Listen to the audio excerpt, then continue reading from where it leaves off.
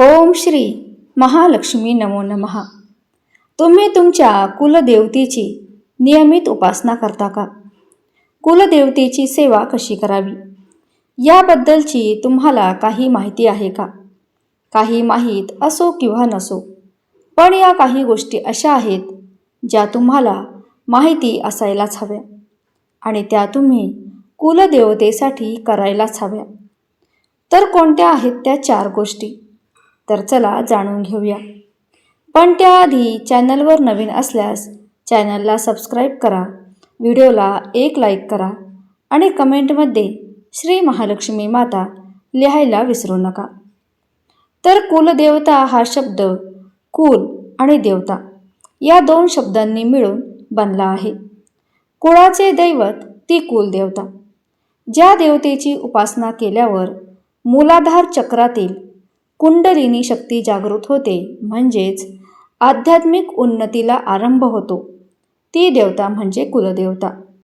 आणि कुलदेवता ज्यावेळी पुरुष देवता असते तेव्हा तिला कुलदेव आणि जेव्हा ती स्त्री देवता असते तेव्हा तिला कुलदेवी म्हटलं जातं. तर ही झाली कुलदेवताबद्दलची प्राथमिक माहिती. पूर्ण कुलदेवतेची सेवा करणे का गरजेचे आहे? तर आपल्या कुळाची देवता ही आपले रक्षण करत असते आणि म्हणूनच आपल्या कुटुंबामध्ये किंवा आपल्या कुळामध्ये सगळं सुरळीत चालावं यासाठी आपल्याला कुलदेवतेची उपासना करणं आवश्यक असतं. मुलांची शिक्षणं असतील, लग्न असतील, आपल्या घरातील आजारपणं असतील, या सगळ्या मागे बऱ्याचदा कुलदेवतेची उपासना व्यवस्थित न होणे, कुळाचार व्यवस्थित न होणे ही सुद्धा कारणं असू शकतात. आपल्या कुळाची आई, आपल्या कुळाचा देव, तो आपल्या संपूर्ण कुटुंबाचं पावलोपावली रक्षण करत असतो आणि म्हणूनच त्याची सेवा आणि उपासना होणे ही तितकंच आवश्यक आहे. बरं, त्यांची सेवा उपासना कशी करावी? तर फार काही करता आलं नाही तरी या 4 गोष्टी मात्र करायला हव्यात. आणि त्यातली पहिली गोष्ट म्हणजे कुलदेवतेची मूर्ती, टाक किंवा फोटो यापैकी एक काहीतरी तुमच्या घरामध्ये असायला हवं.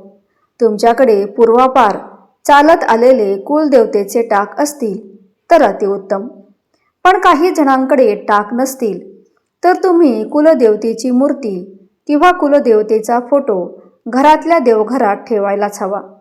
आणि नुसता ठेवायचा नाही तर त्याची नियमित भक्तिभावाने पूजासुद्धा करायची आहे. दुसरी गोष्ट म्हणजे रोज कुलदेवीच्या मंत्राचा जप कमीत कमी 1 माळ तरी करावा. तुमचे कोणतीही कुलदेवता असली तरी त्या देवीचा एक मंत्र असतो आणि त्या मंत्राचा जप तुम्ही कमीत कमी 1 माळ तरी करावा. समजा तुमची कुलदेवता आहे महालक्ष्मी देवी, तर श्री महालक्ष्मी देवी नमः असा नामजप तुम्ही नियमित करावा. विवाहित स्त्रीने सासरच्या कुलदेवतेचा नामजप करावा.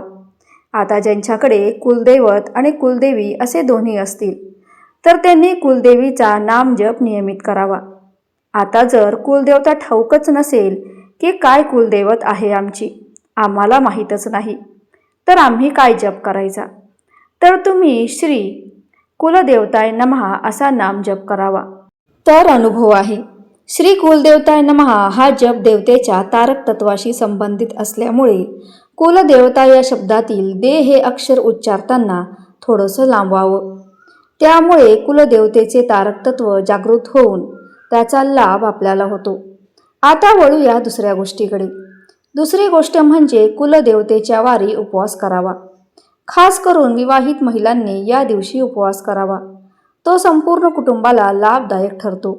जर तुम्हाला कुलदेवीचा वार माहिती नसेल तर मंगळवारी तुम्ही उपवास करू शकता, कारण मंगळवार हा देवीचा वार आहे.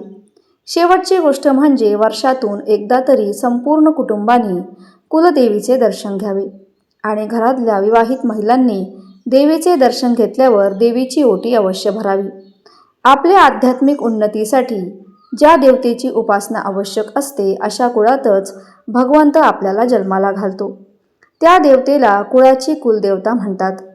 आध्यात्मिक प्रगतीसाठी कुलदेवतेची उपासना कशी करावी त्याविषयी शास्त्रीय माहिती जाणून घेतल्यास अध्यात्मातही जलद प्रगती होते. आध्यात्मिक आणि हिंदवी स्वराज्याची स्थापना करून व्यावहारिक उन्नती झाल्याचे सर्वोत्तम उदाहरण म्हणजे छत्रपती शिवाजी महाराज. तुळजापूर येथील भवानी माता ही त्यांची कुलदेवता होती. तिची मनोभावे उपासना करूनच तिच्या कृपेने त्यांनी हिंदवी स्वराज्याची स्थापना केली.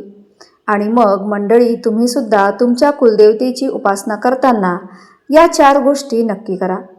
तर व्हिडिओ आवडल्यास एक लाईक नक्की करा, चॅनलला सबस्क्राईब करा आणि कमेंटमध्ये आपल्या कुलदेवतेचे नाव नक्की लिहा. धन्यवाद.